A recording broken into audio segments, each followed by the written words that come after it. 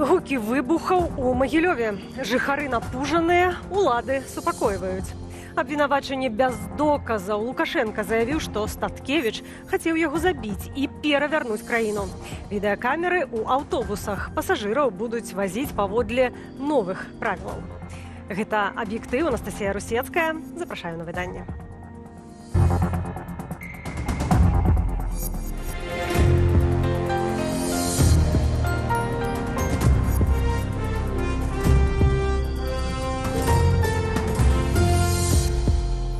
Не толькі Гомель, цяпер і магілёўцы паведамляюць пра выбухі над горадам. Улады традыцыйна называюць інфармацыю фэйкам. Людзей такая пазіцыя не супакойвае. Што вядома пра сітуацыю? Антон Бяздольны. Уначы магілёўцы ў сацыяльных сетках пачалі масава пісаць пра гукі выбухаў на поўдні гораду. Калі прааналізаваць допісы ў трэце, паведамлялі пра моцныя гукі з вуліцаў Астроўскага, Чыгрынава района 18-й школы, усеяны ў Задняпроўі і Кастрычніцкім раёне. Кашмар нейкі, ужо разы 4 чула. Жыву насупраць Грыну. Таксама чула, быццам нешта падарвалася. Раён Грыну непакораных. Паводле карыстальнікаў сацыяльных сетак, першыя два моцныя выбухі прагучалі каля 23 гадзіны мясцовага часу. Яшчэ некалькі чуліся ўжо раніцаю. Гадзіны адрозніваюцца ад 6 до 8. Здаецца, паловіна 7 зноўку чула, каля 18 школы. Але як быццам гэта з боку Грыну Арбату. Жыву на непакораных 33. Дом дзіцячай стаматалогіі. Насупраць Грыну. Чуваць было вельмі добра. Сабака падскочыў з прасонку. Думаў салют, але неяк не падобна. 3 разы было з ночай і раніцай, а 6:20. Я ў гэты час скрыжаванне непакораных праязджаў, недзе а 8:15, 8:25. Быў нейкі выбух проста з боку дома, дзе стаматалогія. Вібрацыю адчуў нават у машыне метраў за 30. Вельмі гучна. Бачыў невялікі белы дым каля прыпаркаванай машыны, як ад буйной петарды. Недалёка ішлі дарослыя людзі, таксама павярнуліся, паглядзелі і пайшлі далей. Ніякіх афіцыйных паведамленняў ці сігналаў небяспекі на той момант не было. Калі журналісты выдання «Зеркала» патэлефанавалі ў МНС, там заявілі, што ніякіх паведамленняў пра выбухі не атрымлівалі. Ігор Лосік у сваім тэлеграме выклаў відэа з гукам, падобным да пралёту дрона. Паводле аўтара, ролік запісаны на вуліцы Вавілава на другім беразе Дняпра ў цэнтры гораду. Толькі ў дзень на інфармацыю адрэагавалі ўлады. Магілёўскія дзяржаўныя СМІ апублікавалі зняпраўджванне ад міліцыі і ратавальнікаў. Тыя назвалі навіны пра выбух фэйкам. З каментаром выступіў кіраўнік магілёўскіх ратавальнікаў. За прошедшие сутки в городе Могилеве пожаров, загораний и иных чрезвычайных происшествий зарегистрировано не было. Подразделения МЧС продолжают работать в штатном режиме. Інфармацыя пра магчымы пралёт дронаў над Магілёвам з'яўлялася і раней, яшчэ 25 сакавіка. Вядома, што тады ЗСУ атакавалі партовую інфраструктуру Ленінградскай вобласці Расіі. Напярэдадні гукі, падобныя да дронаў, чуліся над Менскам, Гародню ды іншымі рэгіёнамі. У ноч на 24 сакавіка дрон выбухнуў над тэрыторыяй Літвы. Паводле мясцовага абароннага ведомства залецеў ён з Беларусі. Пазней літоўскія ўлады заявілі, што апарат быў украінскі. Я не думаю, что украинский бок навмысно запускает дроны, как спровоковать Беларусь, потому что Украине, в принципе, невыгодна эскалация, и Украина, мая великие тяжкости на фронте с Российской Федерацией. Найбольш часта для палётаў БПЛА выкарыстоўваецца тэрыторыя Гомельскай вобласці. У канцы лютага стала вядома аб, прынамсі, 5 дронах над абласным цэнтрам. Пазней выданне «Флагшток» паведаміла, што на адзін з тых дронаў паляваў вайсковы верталёт. У сакавіку яшчэ стала вядома пра падзенне беспілотніка на трасе каля Добрушу і ў двор адной з мясцовых жыхарак. Громадянский человек, он не может отрозниць дрон с боевой часткой от небоевой, то от греха подали, лепей да іх наогул не набліжацца. Адметна, што аператыўна ўлады не каментуюць залётаў дронаў ці іх збіцця. Аднак 18 сакавіка намеснік міністра МУС Мікалай Карпянкоў заявіў, што летась у Беларусь залецела 520 дронаў, траціна з іх баявыя. Аднак каму належалі тыя дроны, сілавік не ўдакладніў. Антон Бяздольны, Белсат. Пашпарт нобелеўскага лаўрэата Алеся Бяляцкага анулявалі. Дакумент меў тэрмін дзейнасці да 2028 года. Аднак цяпер прызнаны несапраўдным. Праваабаронца называе гэта формаю ціску. Гэта чарговая форма транснацыянальных рэпрэсій, скіраваная на тое, каб ускладніць жыццё дэпартаваным палітвязням па-за межамі краіны. Улады рытуальна адразаюць нашыя сувязі з Беларуссю. Марная справа, бо Беларусь заўсёды будзе ў нашых дзеях і сэрцах. Пасля вызвалення ў снежні мінулага года заснавальніка праваабарончага цэнтру «Вясна» Алеся Бяляцкага вывезлі ў Літву і вярнулі яму пашпарт. Аднак цяпер, паводле Міністэрства ўнутраных справаў Беларусі, дакумент прызналі несапраўдным. Ануляванне пашпартоў робіцца сістэмнаю практыкаю. Раней несапраўднымі прызналі дакументы праваабаронцы Уладзя Лапковіча, блогера Змітра Казлова ды іншых. Лукашенка адкрыў паліклініку ў Менскім мікрараёне «Усходні» і, як заўжды, скарыстаў нагоду для выступу на цэлы спектр тэмаў. Ад, уласна, аховы здароўя ў Беларусі да палітыкі Трампа і да пратэстаў 2020 года. Калі засяродзіцца на медычным аспекце, патрабаваў не наракаць, што медыкаў не хапае. Марыя Сысой. У Менску пампезна адкрылі 42-ю гарадскую паліклініку, самую сучасную і прасунутую паводле Лукашэнкі. Пацыентам абяцаюць электронную рэгістратуру, аператыўную дыягностыку і разгрузіць астатнія ўстановы ў Першамайскім раёне. У тык-току пішуць, што падзея доўгачаканая, але перажываюць, ці хопіць на гэтую паліклініку дактароў. Тым часам Лукашенка заклікае перастаць, цытата, «ныць і плакацца, што ў нас не стае людзей». Людзей у нас дастаткова. Трэба выбудаваць сістэму так, каб тыя людзі, якія ёсць, маглі працаваць, зарабляць і абслугоўваць насельніцтва. Не трэба скардзіцца, што вы працуеце больш за 8 гадзінаў за сотні. Медыкі – гэта як прэзідэнт. Колькі трэба, столькі і працуем. А куды дзецца? Таму трывайце там, дзе даводзіцца працаваць 10 гадзінаў. Што ж у рэальнасці? Напрыклад, на сайце Дзяржаўнай службы занятасці за апошнія месяцы стабільна болей за 2600 лістаў. У частцы абвестак прапісаны адразу некалькі пазіцыяў дактароў у адной. Да таго ж сёлета ўсе 4 медуніверсітэты Беларусі не будуць прымаць студэнтаў на платнае навучанне, а прыкладна 60% месцаў аддадуць падмэтавікаў.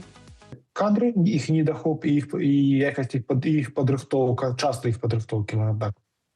Гэта недахоп фінансавання і нерацыянальнае выкарыстанне тых рэсурсаў, якія выдзяляюцца. Трэцяе, занадта бюрократычнасць. Калі медыкі нашы будуць працаваць па 10 гадзін у дзень, яны будуць проста шчаслівыя. Гэта не 32 гадзіны за адну смену. У прамове на адкрыцці паліклінікі Лукашенка зноў успомніў падзеі 2020-го. Пагражаў, адгаворваў ад пераезду за мяжу і сцвярджаў, што нібыта тысячы беларусаў просяцца назад у дыктатуру, у тым ліку дактары. А в Польше там не дураки. Приехали наши медики. Хорошо, давай вот там эти пробирки промывай пока. Врачи у нас есть. Вот они рванули обратно. Поэтому живите на своей земле. У 2022 годзе Мінаховы здароўя Польши выдаў 1000 ліцэнзіяў на часовую працу лекарам. Казаць, што усе, хто з'ехаў, моюць прабіркі, гэта проста смешна нават пра гэта казаць. Калі б гэта было, так, то не было праблем. Яны б не забаранялі ад'езд лекарам, не забаранялі выдаваць паперы, яны б не павялічвалі тэрмін адпрацоўкі. Таму казаць можна все, што угодна, але, на жаль, мы видим, шмат лекараў з'язджаюць з Беларусі ў Польшы, і мы можам па пальцам ад рукі пералічыць тых, хто павяртаецца. Адкрываючы Менскую паліклініку, Лукашенка таксама агаворваўся, што баіцца кантрасту паміж развіццём сталіцы і, цытата, ускрайкаў краіны. І нездарма. Беларусы ў рэгіёнах пастаянна скардзяцца ў садсетках на медычную сістэму. Чэргі, нястачу дактароў і закрыццё лякарняў. Марыя Сысой, Белсат. Згадаў Александра Лукашенка падчас адкрыцця новай Менскай паліклінікі і Міколу Статкевіча. Пример тому Коля Статкевич посидел на границе на лавочке и домой вернулся. А не вернулся, уже похоронили. Вы его спасли недавно. Инсульт. Отвезли к РУМО, там крутили, вертели. Это там единственный аппарат в стране, по-моему. Надо посмотреть, может, еще пару штук купить. Всякое же может быть. Спасли. Спасли мужика, который взрывал, который хотел перевернуть страну, убить президента. А как жадный петух клюнул, побежал к этому самому президенту в диктатуру, чтобы его спасли. Аднак гэтыя заявы не адпавядаюць рэчаіснасці. Мікола Статкевіч адмовіўся пакідаць Беларусь і выступіў супраць выгнання. Пасля гэтага яго, незважаючы на памілаванне, вярнулі ў калонію. Менавіта там у палітыка адбыўся інсульт, пасля чаго Статкевіча шпіталізавалі і толькі праз месяц вызвалілі. Пры гэтым жонцы некалькі месяцаў не пацвярджалі месцазнаходжання палітычнага вязня. Таксама не пацвярджаюцца і абвінавачанні ў арганізацыі выбухаў або рыхтаванні замаху на Лукашэнку.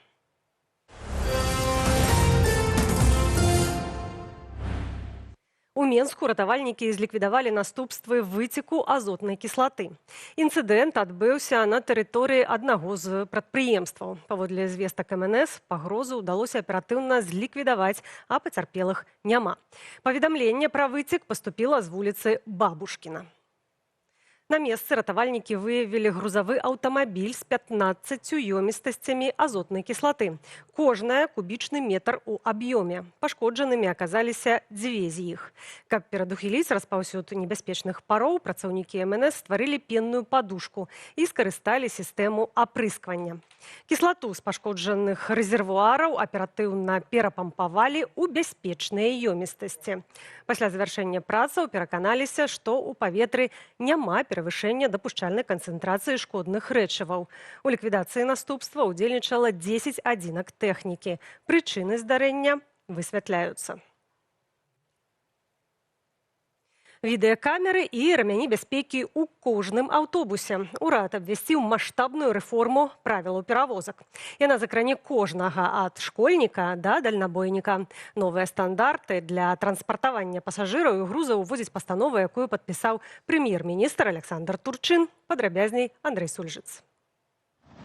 Беларускі транспартавы сектар чакае маштабны перазапуск. Урад зацвердзіў змены ў правілы перавозак. На мэце павысіць бяспеку і вывесці бізнес з ценю.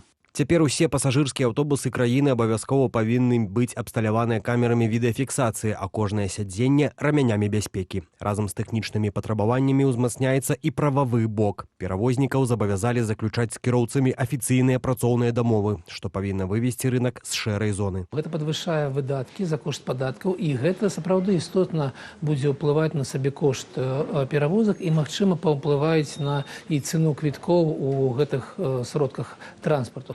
Асобная норма датычыць школьных аўтобусаў. У звязку з праблемаю нястачы кадраў у рэгіёнах патрабаваны стаж для кіроўцаў знізілі з 3 гадоў да 1. Конечно, гэта ўплывае на бяспеку.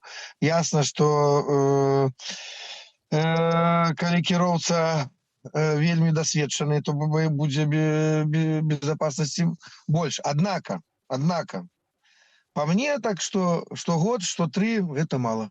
Не менш сур'ёзныя змены чакаюць і сектар грузаперавозак. Акрамя відэакамераў, цяжкавікі цяпер абавязаныя мець апаратуру спадарожнікавай навігацыі. Таксама абавязковым станецца выкарыстанне тэнтаў і пакрыццяў грузу, каб перадухіліць забруджванне дарог.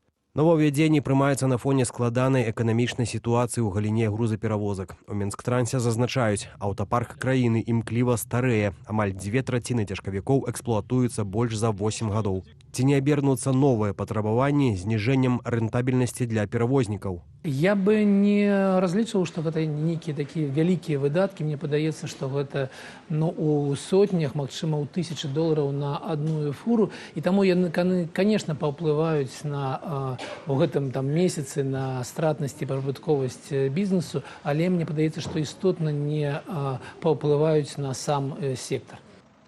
Новыя правілы маюць навесці парадак і ў сферы таксі. Урад пастанавіў упарадкаваць аплату праз электронныя інфармацыйныя сістэмы і выключыць выпадкі, калі кошт паездкі неабгрунтавана завышаўся пры замове ад борта. Андрэй Сульжыц, Белсат.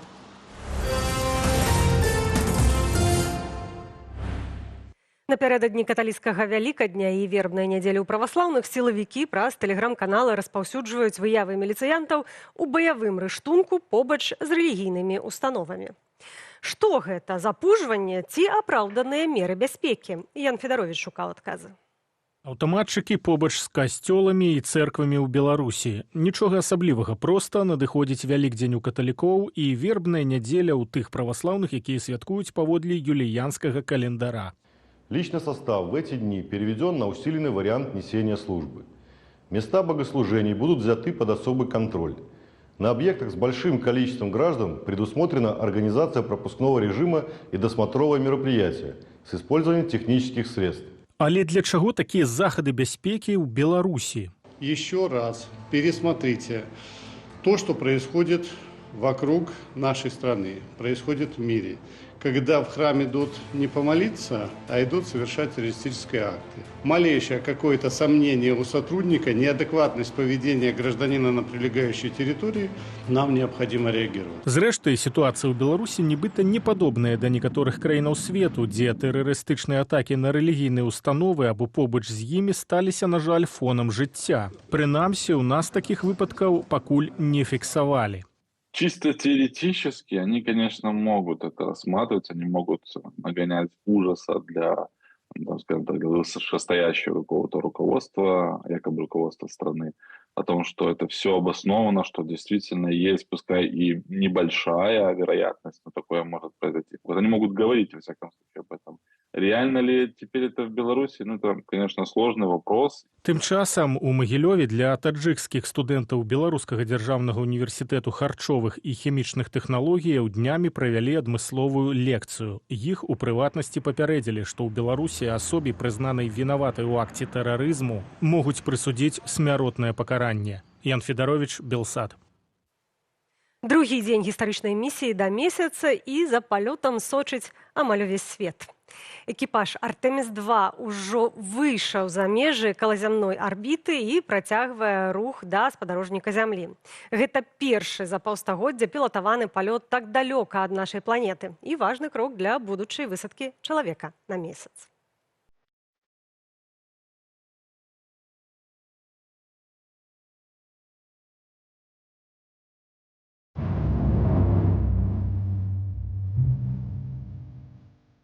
Найперш мы ўсе хацелі павітаць нашыя сем'і, бо мы даволі далёка ад зямлі і яшчэ не мелі магчымасці павітацца з імі. Калі цэнтр кіравання палётамі ў Г'юстане пераарыентаваў наш касмічны апарат, калі сонца садзілася за зямлю, можна было ўбачыць паўночнае ззянне. Гэта быў самы захапляльны момант.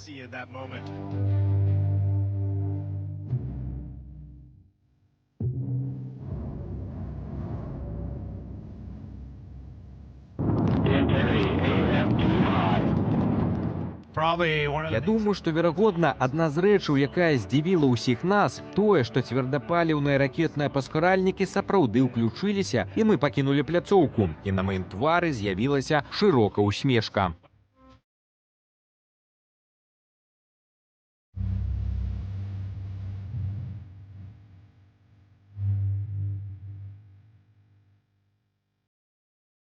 Адна з самых вялікіх неспадзяванак, наколькі плаўнае было кіраванне. Мы ўсе чакалі, што палёт будзе па-сапраўднаму дынамічны, з вялікай колькасцю руху, але ўсё праходзіць вельмі гладка. У нас наперадзе яшчэ шмат заданняў.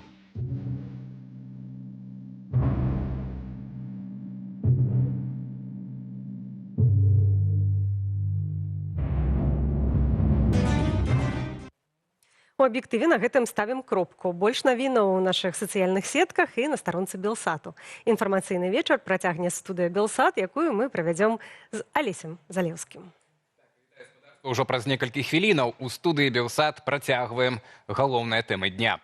Гучныя заявы Лукашэнкі, абвінавачанні ў адрас Мікалая Статкевіча і новыя сігналы пра тое, магчымы дыялог з США. У тым ліку вакол нафтавай здзелкі. Што стаіць за гэтай рыторыкай, ці магчымы рэальны перазапуск адносінаў, і таксама Вялікдзень пад узмоцненым кантролем. Когосьці Вялікдзень, у когосьці вербная нядзеля. Чаму нават святы ў Беларусі праходзяць з металашукальнікамі і сілавікамі? Абмяркуем ужо праз некалькі хвілінаў. Студыя Белсат праз імгненне і, натуральна, нашае традыцыйнае пытанне для вас. Запрашаем.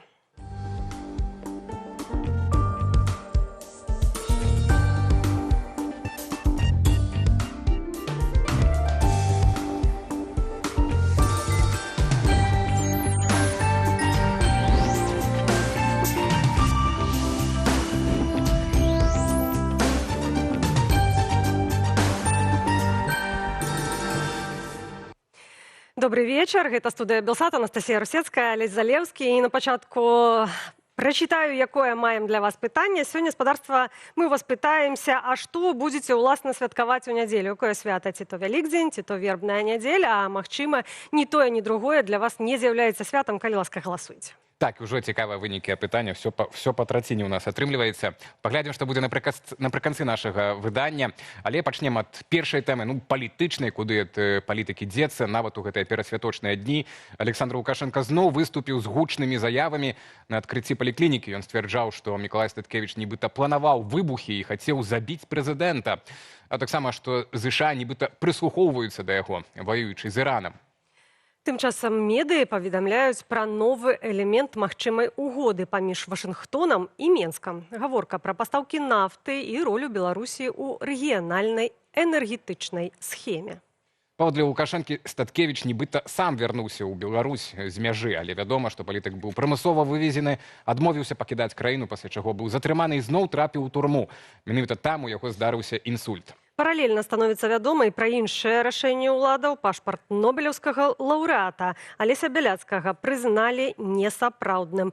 На гэтым фоне ўзнікае галоўнае пытанне: ці можа Менск, праводзячы такую ўнутраную палітыку, разлічваць на рэальны дыялог і угоду з Захадам? Александр Кваскоўскі, палітычны аглядальнік выдання «Позірк», з намі на відэасувязі, дапаможа разабрацца у гэтых супярэчных заявах і дзеяннях вышэйшага кіраўніцтва Беларусі. Вечар добры вам. Добрый вечар. Добрый вечар. Так, пачнем все-таки ад Статкевіча. Не ад глыбокай палітыкі, а вось ад гэтых ягоных эскападаў у бок свайго палітычнага апанента. На вашу думку, вось, гэта свядомая дэзінфармацыя ці ўжо проста іншы ўзровень палітычнай рыторыкі Александра Лукашэнкі, настолькі адкрытую непраўдзівыя рэчы казаць публіцы? Тут відавочна, што вось Статкевіч як фігура, як асоба Лукашэнку раздражняе, торгае, так бы мовіць. Я тут дзве прычыны бачу. Па-першае, Статкевіч зламаў Лукашэнкаву гульню сваёй воляй, сваёй мужнасцю, сваім гераізмам. Ён усё ж такі дамогся таго, каб застацца ў краіне, як ён і хацеў. Праўда, дарагой цаной, як мы ведаем, у яго быў інсульт, але зламаў гульню, перамог сістэму, і Лукашенко яму гэта не можа дараваць. Гэта адзін момант. А другі момант, на маю думку, палягае на тым, што Статкевіч стаў такой культавай фігурай, сапраўдным героем. І Лукашэнку гэта таксама бесіць, ён гэта не можа дапусціць. І вот адсюль усе гэтыя, мякка кажучы, непраўдзівыя заявы. Быццам хацеў нешта ўзрываць Статкевіч, хацеў забіць прэзідэнта, як сказаў Лукашенко. То бок ён хоча яго дэманізаваць, хоча паказаць, што гэта нейкі забойца, гэта тэрарыст і гэтак далей. Так бы мовіць, дэгераізаваць вось гэта сапраўднага змагара за свабоду Беларусі. Канешне, гэта марныя высілкі. Я не буду нават разбіраць гэту хлусню. Так ці іначай, Статкевіч, я б сказаў ужо, ён увайшоў у пантэон герояў Беларусі. А вось Лукашенко, колькі б ён не выкручваўся, ўсё адно ён уводзіў гісторыю Беларусі як дыктатар, як узурпатар, які да апошняга трымаецца гэтымі пасінелымі пальцамі за ўладу. Спадар Александр, звяртаю ўвагу таксама, як назваў Статкевіч Лукашенка. Ён проста сказаў: выратавалі мужика. Гэта адзінае акрэсленне. А таксама даволі фамільярна назваў яго проста Коля замест Мікалай. Але непакоіць тут яшчэ адзін факт. Калі такое стаўленне да сваіх палітычных апанентаў Лукашенка паказваў заўсёды, то тут яшчэ паўстае пытанне, ці за гэтымі непацверджанымі галаслоўнымі абвінавачаннямі не пойдзе далей, напрыклад, новая крымінальная справа ў дачыненні спадара Статкевіча? Канешне, ўсяго можна ад гэтай улады чакаць, але ўсё ж такі мне здаецца, што вось гэты кейс Статкевіча, ён занадта гучны. Я думаю, што і на ягонае вызваленне, на тое, што ў выніку Статкевіч апынуўся дома, не толькі паўплывала ягоная хвароба. Дарэчы, што тычыцца хваробы, вось Лукашенко хоча падкрэсліць, які ён міласэрны, але я згадваю, як у свой час Наталья Эйсмонт, ягоная прэсавая сакратарка, казала, што калі даклалі Лукашэнку, што вось у такім цяжкім стане Статкевіч, дык той асабіста загадаў пакласці яго ў шпіталь. Хацела прэсавая сакратарка нібыта гуманізм вялікі падкрэсліць, а мне тут, прабачце, згадваецца такі стары анекдот, а мог бы і брытвай паласнуць. Я думаю, што баяўся найперш Лукашенко, ён калі кажа, што не дай бог памёр бы ў турме, тут ён шчыра даволі кажа, таму што не таму, што шкада Статкевіча, а таму, што баіцца Лукашенко, што гэта можа кепска паўплываць вось на хаду гэтай вялікай дамовы, якую ён хоча заключыць з Трампам. Так што я думаю, што цяпер вось усё ж такі гэта сітуацыя са Статкевічам, яна на прыцэле і ў амерыканскіх перамоўшчыкаў, таму спадзяюся, што ўсё ж такі да новай крымінальнай справы не дойдзе. Раз вы ўжо прыгадалі пра вялікую угоду з ЗША і паміж ЗША і Беларусю, польскія медыі днямі зрабілі публікацыю. Ну, на маю думку, цікава, што лічыце вы, трошкі такі фантастычны сцэнар акрэслілі, што нібыта ключавым элементам гэтай вялікай угоды паміж Вашынгтонам і Менскам будзе зусім нават не калій, а нафта. Нібыта у Беларусь будзе патрапляць амерыканская нафта з Венесуэлы, а таксама азербайджанская нафта праз расійскі трубаправод «Дружба». Вось для вас, я разумею, вы не эканаміст, тым больш не нафтавік, але вось для вас гэта спекуляцыі, ці ўсё-такі рэальна магчымы такі план? На першы погляд, сапраўды, гэты план выглядае фантастычна, але вось давайте згадаем, хіба хтосьці год таму мог, напрыклад, уявіць сабе, што Трамп, кіраўнік самай магутнай у свеце дзяржавы, патэлефануе Лукашэнку з борту самалёта, калі ён ляцеў там на Аляску на сустрэчу з Пуціным. Ці што той жа Трамп запросіць Лукашэнку, нейкага для яго далёкага, незразумелага балотнага дыктатара, у сваю раду міру, і нават нібыта ў Фларыду. Ну, тут мы ўжо не ведаем, ці гэта ўжо Лукашенко трошкі ад сябе дадаў, ці можа і сапраўды. Ну, карацей кажучы, Трамп, уся ягоная палітыка, яна такая, гэта ломка шаблонаў, гэта нешта такое на мяжы вар'яцтва, але калі ён А Трамп, мы ж бачым, ён прагны да рэсурсу. Лукашенко сёння, дарэчы, вось там на адкрыцці гэтай паліклінікі нейкай у Мінску пахваліў Трампа за тое, што, маўляў, вось гэта такі сапраўдны круты мужик, які не ўтойвае сваіх намераў, не пляце там нейкія фразы пра дэмакратыю і гэтак далей. Ён кажа, мне патрэбна нафта. І сапраўды Трамп гэта дзялок цынічны, дзялок з такой хваткай вельмі моцнай, і калі уявіць сабе, што ён зацікавіцца беларускім каліем і вось гэтай нафтавай схемай, то, канешне, ён будзе перці як танк.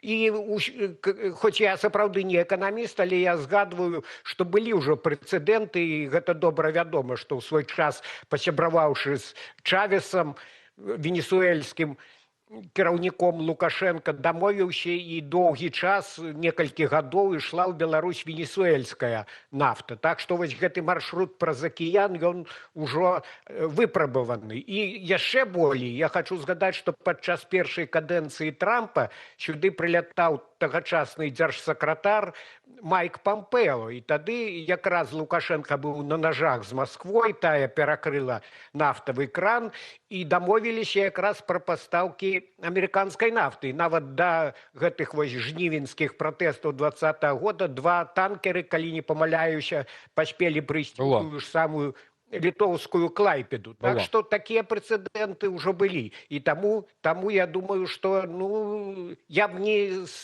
перакрэсліваў такую магчымасць у прынцыпе. Хоць на сёння яна даволі малаімаверная. Так, ну вось цікава чаму, бо пакуль што выглядае такім разе гэтая угода вельмі амбітна і перспектыўна для Беларусі. Але разам з тым, сёння мы даведаліся пра тое, Алесь Бяляцкі сёння, наш адзін з 2 нобелеўскіх лаўрэатаў, даведаліся пра тое, што і ў яго быў ануляваны пашпарт. Уявім, што яшчэ і Светлана Алексеевич таксама не можа вярнуцца дадому у Беларусь, таксама наш нобелеўская лаўрэатка. Вось ці не выглядае гэта так, што ўнутраная палітыка Менску ну проста супярэчыць усім гэтым спробам нармалізацыі адносінаў з захадам, ну ЗША у тым ліку. Ці думаеце, для ЗША нават вось такія ляпы ва ўнутранай, назовем это ляпы як мінімум, так, ва ўнутранай палітыцы, як са Статкевічам сённяшняй заявы і з Бяляцкім, няўжо яны не будуць уплываць на пазіцыю ЗША і не перашкодзяць? Так, магчыма, гэтаму дыялогу ўзнікае пытанне, дык навошта ўлады хочуць аднаго, а робяць іншае? Что тычыцца нобелевскіх лаўрэатаў, ведаеце, кіраўніцтва любой іншай, нармальнай, скажем так, дзяржавы, а не дыктатуры, яно б ганарылася, што аж два нобелевскія лаўрэаты менавіта людзі з Беларусі. І я згадваю, што некалі Лукашенко, збіраючы пісьменнікаў, казаў: «Вось, пакладзіце мне там на стол вайну і мір, я вас аддзячу тады па поўнай праграме», маўляў. І разам з тым, вось калі спачатку Святлана Алексіевіч, а потым Алесь Бяляцкі атрымалі нобелеўскія прэміі, яны апынуліся людзьмі, якія гэтаму рэжыму не пад нос, супраць шэрсці, менавіта праз іх палітычную пазіцыю. Гэта першая частка майго адказу. Што ж тычыцца таго, як, ну, дарэчы, вось чаму анулююць пашпарты? Мне здаецца, што гэта такая, ну, дробязная подласць рэжыму. Таму што і так жа гэтых людзей выкідаюць за мяжу фактычна, не даюць ім вярнуцца ў краіну, але ж вось хочацца яшчэ атруціць ім жыццё, нават у такіх рэчах, ускладніць жыццё за мяжой, якое і так не салодкае. І тут я не ведаю, ці гэта сам Лукашенко такія загады аддае. Можа, не абавязкова ён, можа, гэта, так бы мовіць, на ніжэйшых паверхах сістэмы. Мы ж ведаем, што там хапае такіх садыстаў і помслівых людзей. Сама сістэма такая, вось, яе сутнасць, гэта помслівая такая дробязнасць. І, прабачце, і таму тут няма чого дзівіцца. Мяне толькі здзіўляе, няўжо Лукашенко не разумее, што вось ён такім чынам сабе дадае матэрыялу для таго, каб гэты вось быў выпісаны ордэр Гаагскім судом. Ну, а што тычыцца амерыканцаў, то мы ж бачым, што цяперашняя адміністрацыя, яна, не сказаць, каб надта ўжо змагалася за правы чалавека. Хоць трэба аддаць належнае Коулу, ён пакрысе і такія патрабаванні. Я маю на ўвазе Джона Коула, спецпасланніка Злучаных Штатаў у Беларусі. Ён пакрысе ставіць і гэтае пытанне перад Лукашэнкам, вось у прыватнасці, калі казаць пра апошнюю па ліку, спадзяюся, у прынцыпе, не апошнюю групу палізняволеных, то, як вядома, большасць пакінулі ў краіне. Таму я думаю, што на наступным этапе, магчыма, Коул з падачы беларускай апазіцыі гэта пытанне паставіць пра пазбаўленне пашпартоў. Ну, а пакуль гэта таксама можа быць опцыя для торгу Лукашэнкі. Добра, не будзем адбіраць пашпарты, але вы нам дайце тое і тое.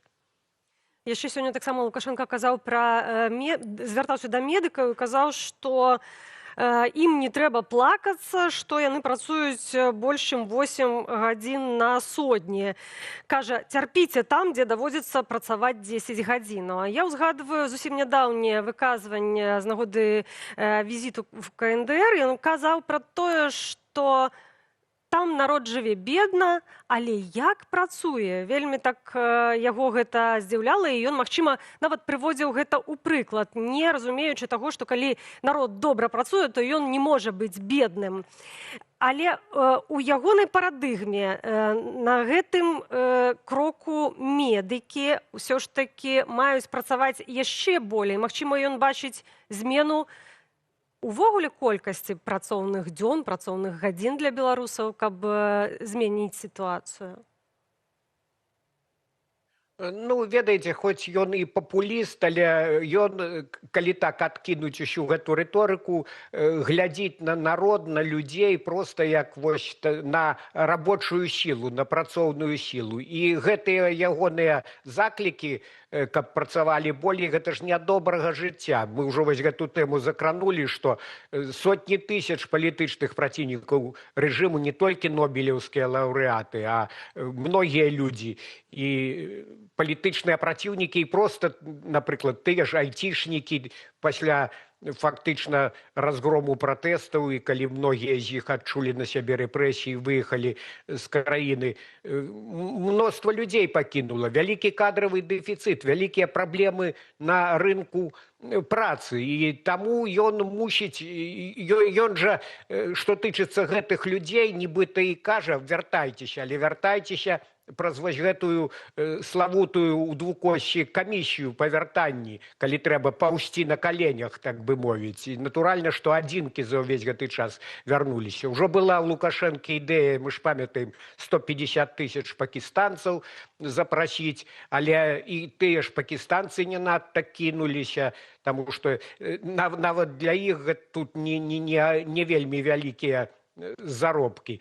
Ну і я не выключаю, дарэчы, што калі з кімам гэтым Лукашенко сустракаўся, ён невыпадкова пахваліў працавітых карэйцаў, таму што беларусы, народзец, як некалі выказаўся Лукашенко, ў 20-м годзе паказаў свой нораў, паказаў сваю прагу да свабоды. Ну а паўночныя карэйцы, на думку Лукашэнкі, гэта такія зусім забітыя людзі. Вось калі іх імпартаваць у якасці гастарбайтараў, дык яны тут будуць працаваць як пчолкі і не будуць рыпацца. Таму я не выключаю, што замест пакістанцаў, можа, завязе, пачне завозіць рэжым і гэтых вось няшчасных паўночных карэйцаў у Беларусь. Спадар Александр, так, апошняе яшчэ пытанне. Ну, вось вы кажаце так, ну, вы кажаце, можа і вы кажаце, так, но але шмат экспертаў, прынамсі, кажа пра тое, што цяпер у Беларусь, у Лукашэнкі такі зорны час, ну, і мы бачым, што можа рабіць усё, што заўгодна ва ўнутранай палітыцы,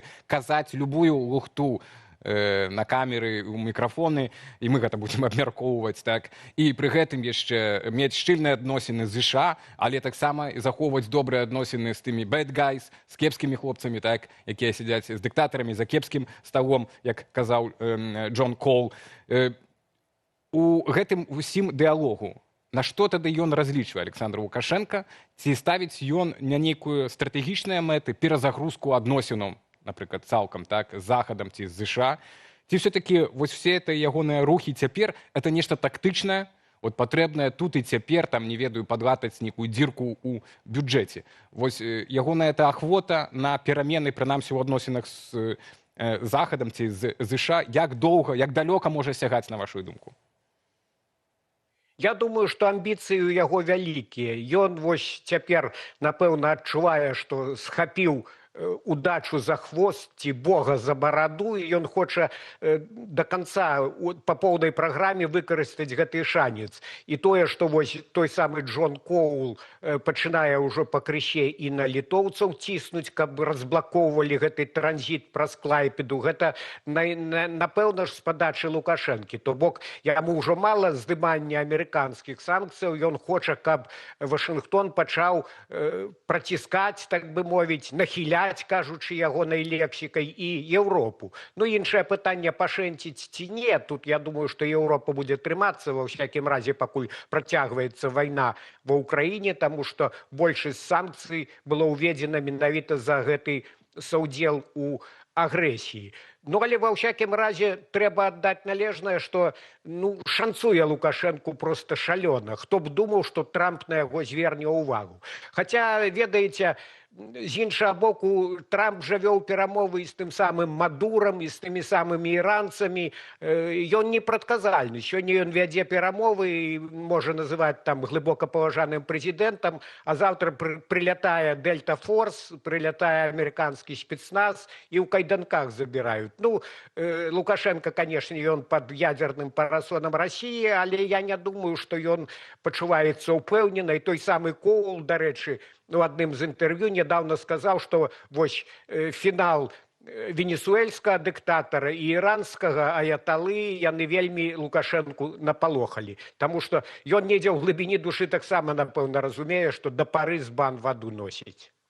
Дзякую вам вялікі за размову, спадар Александр. Александр Каскоўскі, палітычны аглядальнік выдання «Позірк», быў з намі на відэасувязі. Абмяркоўвалі мы апошнія заявы Александра Лукашэнкі датычна Статкевіча і магчымасці вялікай угоды паміж ЗША і Беларусю. І да наступнай тэмы. Вялікдзень пад узмоцненым кантролем сілавікоў. Міністэрства ўнутраных справаў абвясціла, на час святкавання ўводзіцца ўзмоцнены рэжым службы. У святынях прапускны рэжым і нават надгляды. Чаму нават рэлігійныя святы ў Беларусі праходзяць пад наглядам і з пагрозамі ад сілавікоў? Паводле Міністэрства ўнутраных справаў, у месцах правядзення набажэнстваў будуць дзяжурыць супрацоўнікі міліцыі, узмоцняць кантроль за транспартам і увядуць відэаназіранне. Грамадзянаў заклікаюць паведамляць пра, цытата, падазроныя прадметы і асобаў. Такія меры ўлады тлумачаць неабходнасцю перадухіліць пагрозы, у тым ліку тэрарыстычныя. Але фактычна гаворка пра сітуацыю, калі нават свята робіцца часткаю сістэмы кантролю і бяспекі. А можа так і трэба, можа проста часы такія. Чаму разам на святы улады дэманструюць сваю ваяўнічасць у захаванні бяспекі і кантролю над беларусамі? Да якіх тэрактаў рыхтуюцца? Мы запыталіся у прадстаўніка Белпол Владимира Жыгара. Это не самое удивительное, когда сотрудники там дежурят возле церкви. Намного более глупо и необычно выглядели сотрудники, которые дежурят во время Радуницы на тех или иных кладбищах. То есть, в принципе, все это просто, где есть какое-то большое скопление людей, все это подпадает под закон о массовых мероприятиях. За это ответственна именно милиция общественной безопасности. Так, гэта такое тлумачэнне пакуль прымаем. А вось што рабіць на выходныя, мы пытаемся усцяж у нашым чаце трансляцыі. І, як бачым, ўсё па траціне ў нас размеркавалася.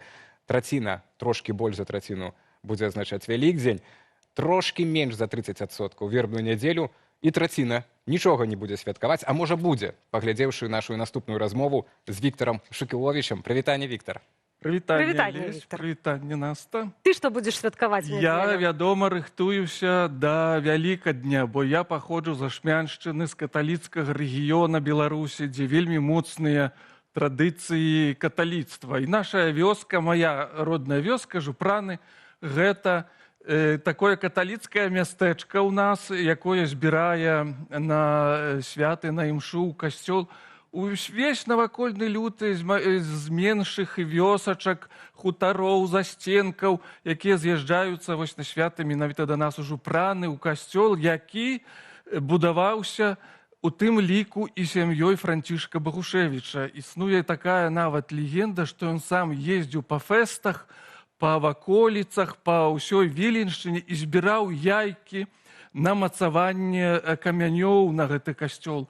Таму што ж цэмент раней замешваўся на яйках. І вось яйкі, яны дадавалі такую моц, рошчыне.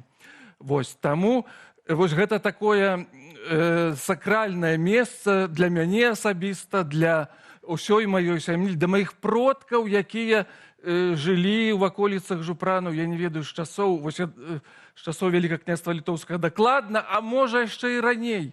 І вось так прыходзілі ў касцёл у такім кажуху. Ці што гэта? Веснавы кажух? Што гэта? Гэта моя народная світка. Яна, дарэчы, і пашыта. Світка, так. Гэта такі убор, яшчэ верхні, вопратка, якую ж закладалі людзі, адзявалі ў часы, калі надвор'е яшчэ было нестабільным. Ну а цяпер яшчэ ж вясна таксама не вельмі гарачая, таму яшчэ варта вось апрануцца і цёпла, таму што ж і, напрыклад, калі людзі ехалі здалёк на ўсяночную літургію, на возе, так, яны ж мерзлі.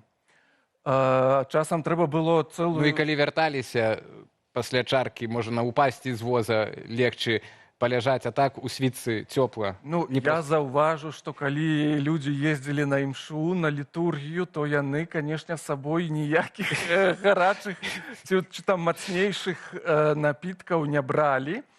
Але, вядома, якое ж свята без вясёлых трункаў, так можна сказаць. І, вядома, пасля Вялікага посту, які папярэднічаў велікодным святам.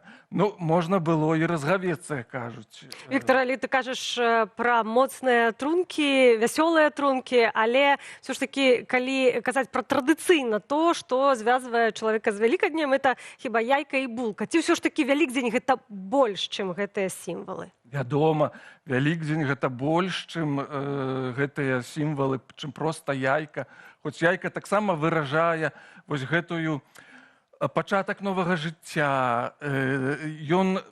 Яно падкрэслівае вось жыццё схаванае за шкарлупінай. Яно падкрэслівае чырвоную кроў Хрыста, якая абмыла усе грахі людскасці, вывела людзей на новы ўзровень, на ўзровень збаўлення. І вось сёння акурат Вялікая Пятніца – гэта адзін з самых сумных дзён перад Вялікаднем. У заходняй традыцыі, у пратэстанцкай звяртаюць увагу вось на што. Што Вялікая Пятніца, дзень смерці Ісуса Хрыста, гэта у некаторай ступені можа больш важнае ў гісторыі збаўлення чалавека свята, чым нават само Васкрасенне, таму што перадусім чалавек спазнае, мусіць спазнаць Бога не ў ягонай магутнасці, не ў моцы, не ў тым, як ён стварае нейкія цуды ды дзівы, а ў ягонай пакоры, у ягоным прыніжэнні, у ягоным вось такім моманце самым далікатным, самым уразлівым, у тым моманце, калі ён памірае на крыжы. І заходнія тэолагі звяртаюць увагу, што вось такі момант для чалавека больш зразумелы і больш важны. І сёння ў пратэстанцкіх краінах, дарэчы, Вялікая Пятніца з'яўляецца выходным днём. У Польшчы, у каталіцкіх краінах не, але вось шмат дзе, напрыклад, у Нямеччыне, у Скандынавіі гэта выходны дзень, каб людзі маглі паўдзельнічаць у набажэнствах. А у каталіцкай традыцыі Вялікая Пятніца – гэта адзіны дзень, калі няма імшы, калі не служыцца літургія. Значыцца, можна маліцца, адбываюцца малітвы, чытанні Евангелля, але няма еўхарыстыі, вось самой імшы, падчас якой ператвараецца хлеб і віно у цела і кроў Ісуса Хрыста. Таму што даводзіцца, што у гэты дзень сам Бог як бы памірае сапраўды, і таму няма патрэбы на алтары вось у касцёле паўтараць як бы гэтую ахвяру еўхарыстычную. Віктор, ну вось ты расказаў пра традыцыю сваёй сям'і, сваёй мясцовасці. Я таксама з заходняй Беларусі, але у нашай мясцовасці было так, што вёска каталіцкая, вёска праваслаўная. Каталіцкая праваслаўная. Я вось у праваслаўнай, і мы ў гэтыя дні, ну, вербную нядзелю адзначалі, так, неяб'ю вярбаб'е. Так, вось у нядзелю прыходзілі. За тыдзень Вялікдзень. Я толькі памятаю па бацькам, па маці, па бабуля, дзядуля, як прыходзілі так, неяб'ю вярбаб'ю. Ну і сёння у цэнтральнай Беларусі, у ўсходняй Беларусі многія таксама чакаюць Вялікадня праз тыдзень, а цяпер вось вербная нядзеля. Як у Беларусі традыцыйна вось гэты перыяд, калі што адбывалася, скажам так, калі, ну, сёння так, адзін каталік, другі праваслаўны, ну і на дадзены момант такая ж падобная сітуацыя. Як раней вось это адбывалася, што спачатку все разам как-то адзначалі, ці ўсё-таки вёска неяк дзялілася? Мы сёння ў царкву, там на вербную нядзелю, мы сёння на могілкі, напрыклад, так. Вот як это адбывалася, як это розныя канфесіі давалі рады гэтыя святочныя дні разам пражываць? Ведаеце, наша Беларусь, яна знаходзіцца на сапраўдным памежжы, і культурным у тым ліку, і вось на памежжы хрысціянства. І ў нас пераплятаюцца. Гэта унікальная краіна Беларусь. Мы гэтага не бачым, не цэнім, не дзелімся гэтым, а ў нас такое багацце. Это цэлае багацце ўсходу, усходняй традыцыі, візантыйскай і заходняй традыцыі, лацінскай, каталіцкай. А яшчэ і пратэстанцкая традыцыя у нас, уніяцкая прысутная, якая сама ёсць памкненнем аб'яднаць усход і захад.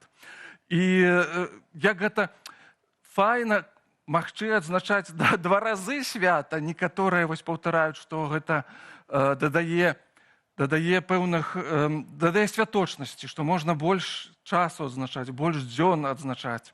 Ну, у Ну нас так, такі было ў вёсцы. Менавіта, калі каталікі святкуюць Вялікдзень, то абавязкова перадаюць віншаванні праваслаўныя, якія Так. ў гэтую нядзелю святкуюць вербную нядзелю. Часам запрашаюць яшчэ ў госці, і гэта, як я ведаю, бо у нас у сям'і таксама, там далёкая сям'я была спародненая з праваслаўнымі, то яны, напрыклад, запрашалі аднаго ў госці на святы, але ў той жа час стараліся не працаваць, калі вось нейкі дзень цішы, як сёння Вялікая Пятніца выпадала ў каталікоў, то праваслаўныя таксама гэта стараліся ўшанаваць.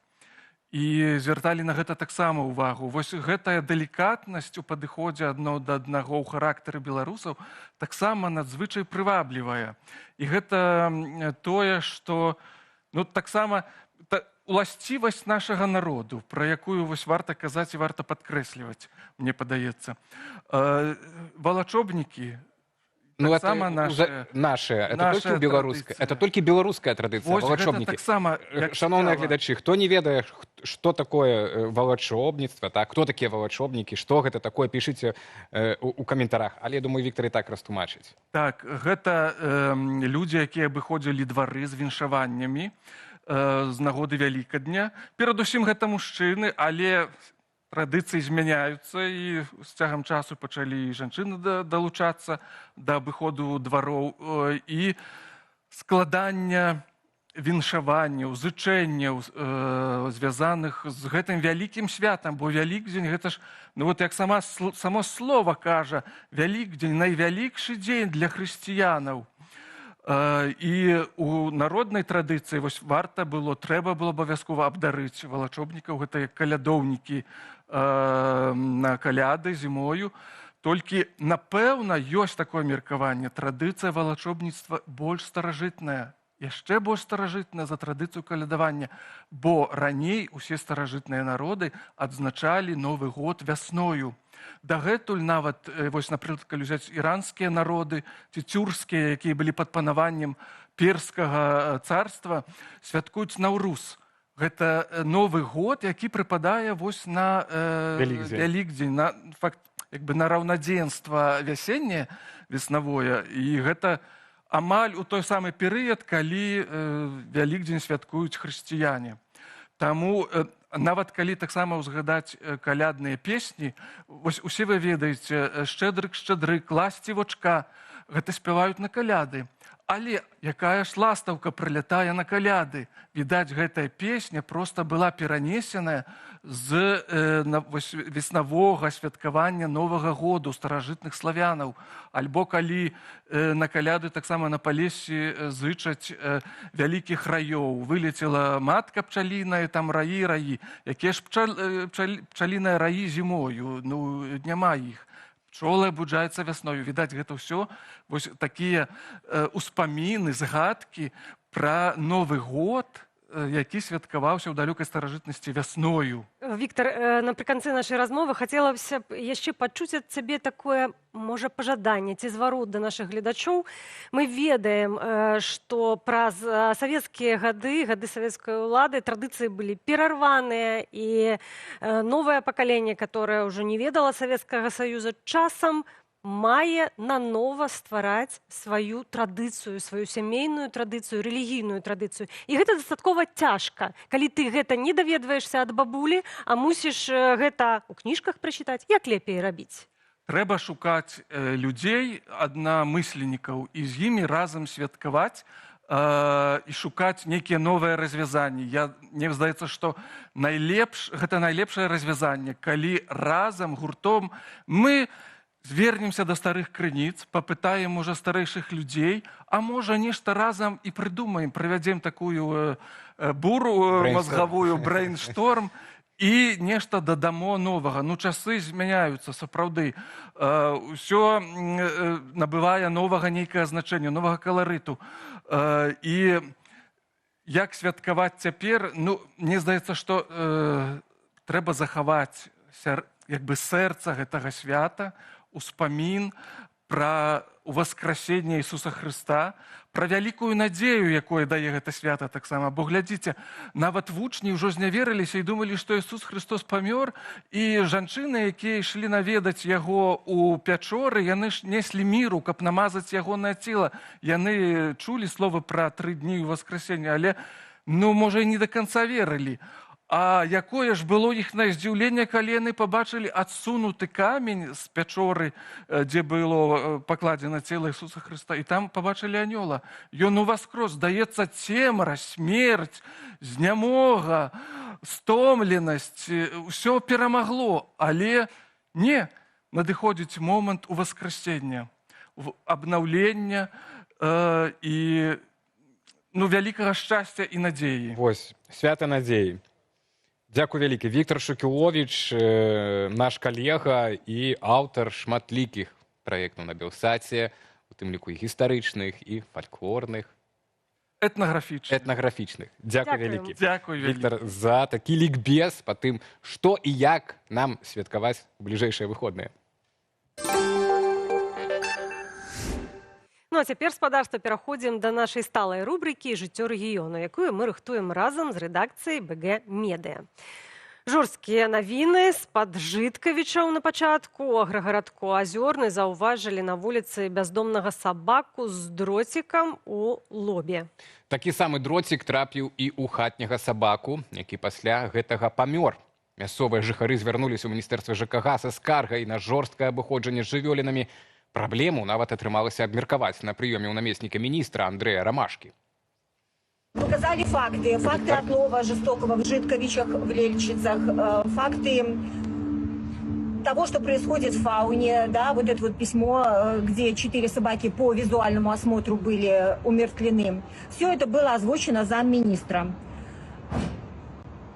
Наверное, основной итог, например, лично важный для меня, то, что я услышала и хочу донести всем неравнодушным людям, а также равнодушным и тем, кто вызывает отловы, то, что отлов в нашей стране не равно умерщвлению, что отлов – это только способ транспортировки животного, оставшегося на улицу, в пункт временного содержания. В процессе отлова ни одно животное не должно пострадать. Тем часам у Некраполе новы...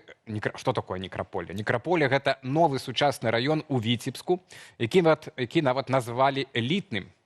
Цяпер ён пераўтварыўся са сведчання ў мясцовых жыхароў у месца экалагічнага бедства. Людзі скардзяцца на патопы і прарывы каналізацыі. І ўсё гэта ў электрадамах. Жыхары рашуча настроеныя пакласці канец сваім пакутам і таму звярнуліся ў санстанцыю з патрабаваннем раз і назаўсёды зліквідаваць іхную праблему. Каждую осень и весну мы, жители Некрополя, задыхаемся от вони фекалий. Наши подвалы затоплены канализацией, местами взрослому человеку по пояс. Что мы имеем на сегодня? Лифт отключен, это небезопасно, может коротнуть. Лифтовая шахта залита, подвалы открыты для проветривания. Но не дай бог туда зайдут дети, может произойти страшное. Вонь в подъезде, окна постоянно открыты, и у жильцов на первых этажах вечно окна на проветривание. Уже на протяжении 1,5 недели мы постоянно оставляем заявки в 115, толку нету. До ЖЭО 22 города Витебска никогда не дозвониться. Страх. І уявіць, колькі там ж кватэры каштуюць, раз это элітны раён. Людзі зараблялі, працавалі. Цяпер жывуць у такіх умовах. А мы ідзем далей.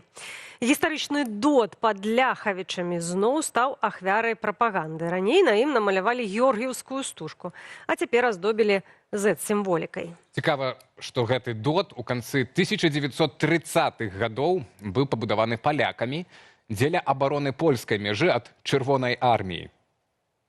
Як піша канал «Спадчына», ў 2024 годзе на дот, размешчаны на дарозе Ляхавічы-Баранавічы, у памяць пра вялікую айчынную вайну нанеслі выяву георгіўскай стужкі.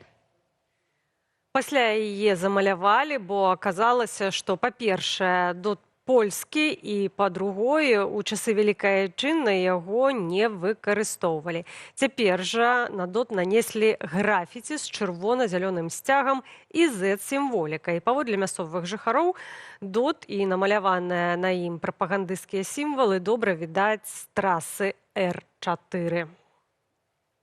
А можа, нават з этой апошняй экспедыцыі на месяц амерыканскай? Спадзяюся, што не. 3 атракцыёны, і тыя ўжо даўно састарэлі, ды не аднаўляліся. Яны як з'явіліся ў савецкім часе, так і засталіся ў ім дасюль. Жыхарка Жлобіна показала на відэа ў сацыяльных сетках стан мясцовага парку атракцыёнаў і заклікала ўлады звярнуць на яго ўвагу. Тоже забор покрашен 500 слоями краски.